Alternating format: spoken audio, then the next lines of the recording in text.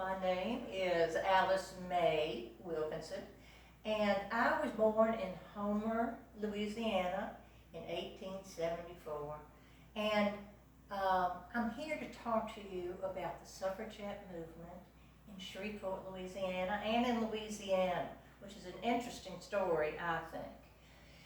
Now, I married a lawyer, John Dallas Wilkinson, in 1894, and we moved to Shreveport, Louisiana, where he practiced law. Now, I was involved in all kinds of things for the community, as was many women in our era. I helped start the trading school for girls. I helped start this.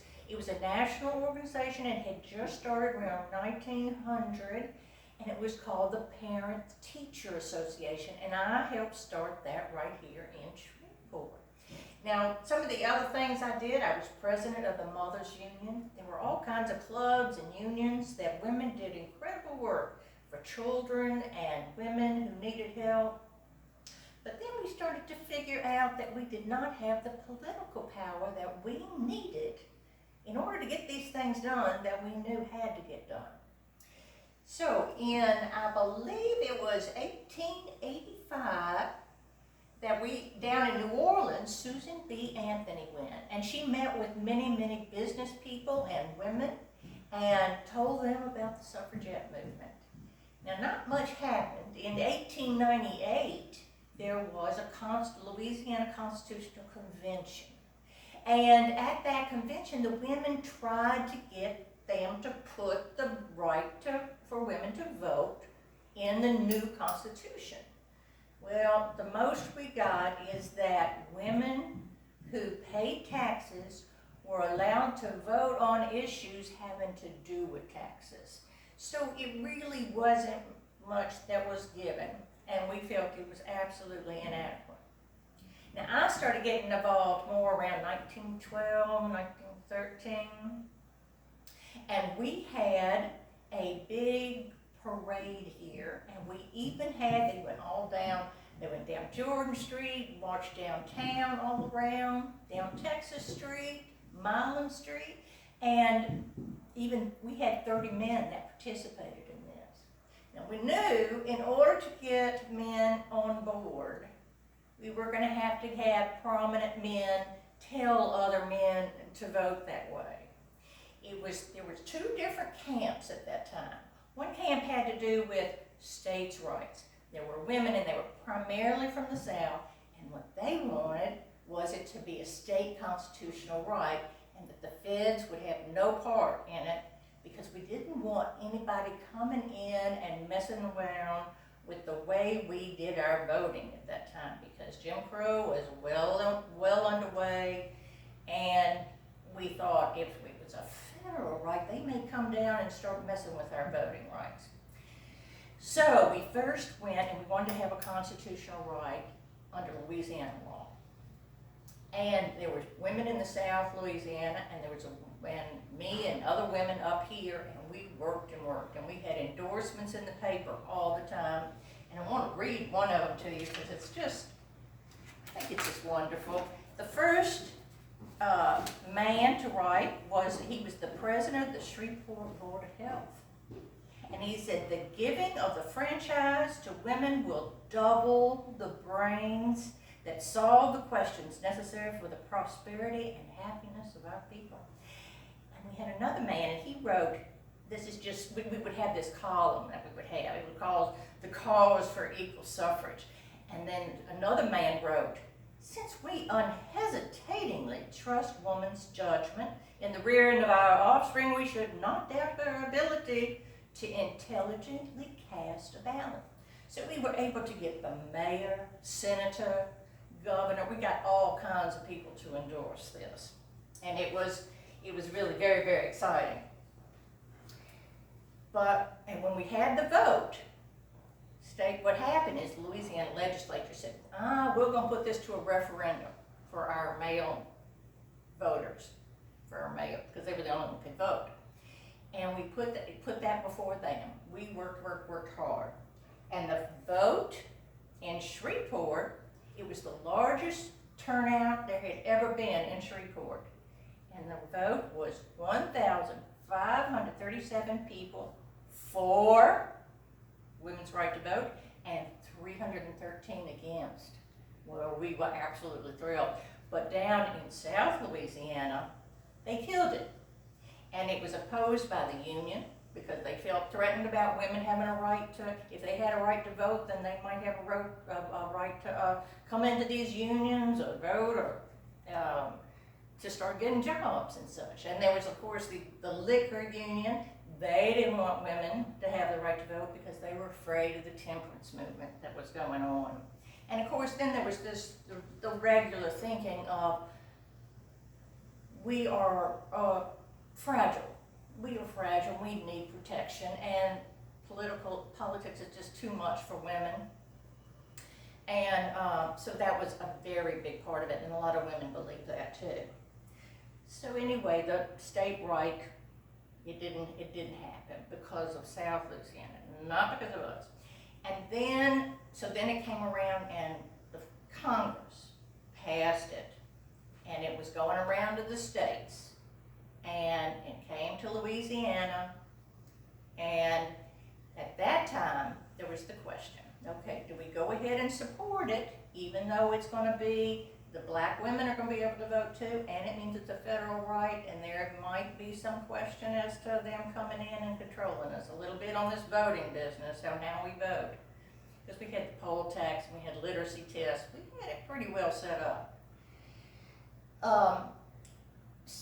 And the South Louisiana women said, no, we are not going to vote for it because it's a federal right, and we could absolutely state rights. Well, I didn't feel that way. Me and the women in Shreveport and North Louisiana, we felt like we still needed to fight for the right to vote regardless. So we did all that we could, but we lost it, and it did not pass. In fact, Louisiana didn't vote to pass that until the women's right to vote until 1970. And of course, that was just, it was not anything that was going to really make any difference because we got the vote because that was a federal law at that time anyway. So after we had on the federal scene, so you see all this going on in the federal scene, but you also got all this locally happening. You know, that's the way things really happen.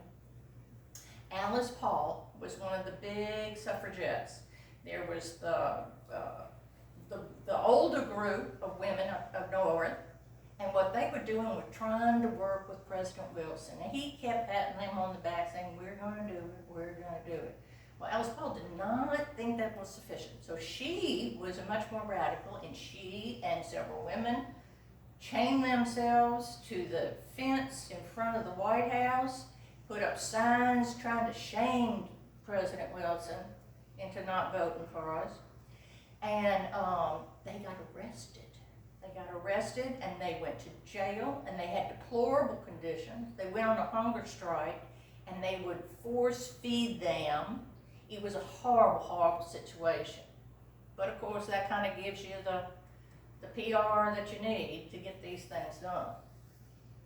But anyway, finally the vote, and we got the right to vote. And so what happens now? Well, I was part of Alice Paul's Women's Party, National Women's Party. And in fact, I was one of the leaders down here, even after the passage in 1920, and was able to do a lot of work. In fact, me and one other women were allowed to attend and vote at the 1924 Louisiana Constitutional Convention. And they gave me this beautiful gold pen. It's got the date on it, it's got my initials on it, and you'll see it's a fountain pen where you can draw up the ink, and it's very special to me that I was one of two women that were there and able to do that. I also have a picture of myself and several other ladies from across the nation with Alice Paul. And here I am sitting right here. And here is Alice Paul, who most always wore white. And you can see she's just looking straight at me, which I love. That's one of the reasons I love this picture. But all these women are from around the country. And what we were trying to do after the vote, we got the vote, is trying to educate women on how to register to vote. I had to educate people about the poll tax, what you had to do. And at that time, the poll tax was equal in today's dollars of about $20. So most of us could afford it at that time. But that was a good way to kind of keep some from not being able to vote. But anyway, we also had to work on, we tried to get women and girls to have minimum wage. That was one of the things we tried and work for. And lots of things having to do with just equal rights for girls and women anyway. And we were able to get some of that to pass, not all that I wanted to get passed.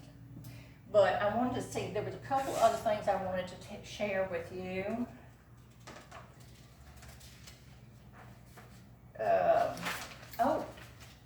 Just getting women involved to vote. That was a big thing, because after 1898 down in New Orleans, even though there was then that, it was in the Constitution that we could vote if we paid taxes on issues having to do with taxes. Susan B. Anthony and some of the women down there, they tried to get women organized and tried to get them to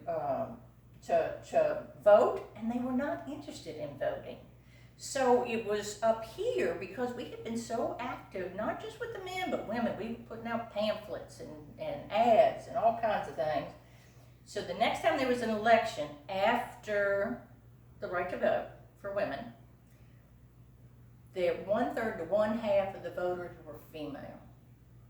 So we call that a real victory for us as well. Okay, now I'm just going to put a little bit about the Southern Conservation League. Okay, then they were opposed to the right to vote for women, and they called us militants, and that was because Alice Paul went to jail. And it says, they wrote this: equal rights for women, because we tried to get an equal rights amendment passed. Well, we're starting right after the right, and we still haven't gotten it. But the equal rights for women is being advocated by feminists who appear to resent the fact that nature created them females, by rich and idle women seeking a new fad, and by Bolsheviks who would upset all established laws and customs. And they also were very concerned that it would wipe out the laws protecting women in the workforce. I died in 1956 at 86 years old. Continued to work as much as I could. And I hope this has helped educate you a little bit on the right to vote for women in our area, which I'm very proud of. Thank you.